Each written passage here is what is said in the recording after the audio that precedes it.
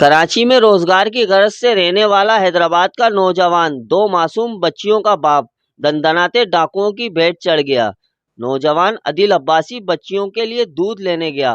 ڈاکوؤں نے دوران ڈکیتی مزاحمت پر گولیاں مار کر قتل کر دیا۔ کراچی میں ظالم دندناتے ڈاکوؤں نے حیدرآباد سے روزگار کی غرض سے رہائش پذیر منظور کالونی عادل عباسی کی جان لے لی۔ مقتول عادل عباسی منظور کالونی میں برگر کا ٹھیلا لگاتا تھا اور کرائے کے مکان میں رہائش پذیر تھا۔ ہفتہ اور اتوار کے درمیانی رات ٹھیلا بند کر کے بچیوں کے لیے دودھ لینے گیا اور وہاں پہلے سے ہی موجود ڈاکوؤں نے مذمت پر گولیاں مار کر شہید کر دیا۔ مقتول عادل عباسی کے ماموں نے بتایا کہ اپنے گھر کا واحد سہارا بیوہ ماں، بیوی اور دو بچیوں کی کفالت کا واحد ذریعہ تھا۔ کراچی روزگار کے لیے گیا تھا اور لاش واپس آئی۔ سامنے دکان پہ جو گیا نا، وہاں پر اس نے انڈے وغیرہ لیے، بچے کے لیے دودھ لیا۔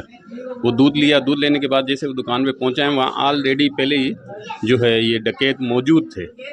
جیسے یہ آنے لگے تو ان کو بٹھا لیا۔ بٹھانے کے بعد ان سے سارا کچھ، موبائل بھی چھین لیا، ان سے پیسے جو تھے وہ پیسے وغیرہ بھی چھین لیے، اور آخری میں جاتے ہوئے ان کو شہید بھی کر دیا۔ ماں کا اکلوتا لگتے جگر بیوہ ماں کا آخری سہارا ڈاکوؤں نے چھین لیا۔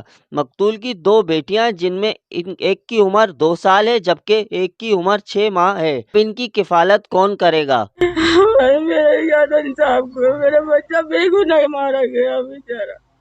اب میں کیا کروں؟ آپ بتا دو میں کیا کروں؟ نہ شکر ہے نہ بیٹا ایک ہی تھا، کون ہے میرا سارا؟ ڈاکوؤں کی بے رحم گولیوں کا شکار ہونے والا مقتول عادل عباسی کو حیدرآباد میں آہوں اور سسکیوں کے ساتھ سپرد خاک کر دیا گیا۔ مقتول کے اہل خانہ کا حکومت سندھ سے اور بیوہ ماں اور بچیوں کا کفالت انصاف فراہم کرنے کا مطالبہ ہے۔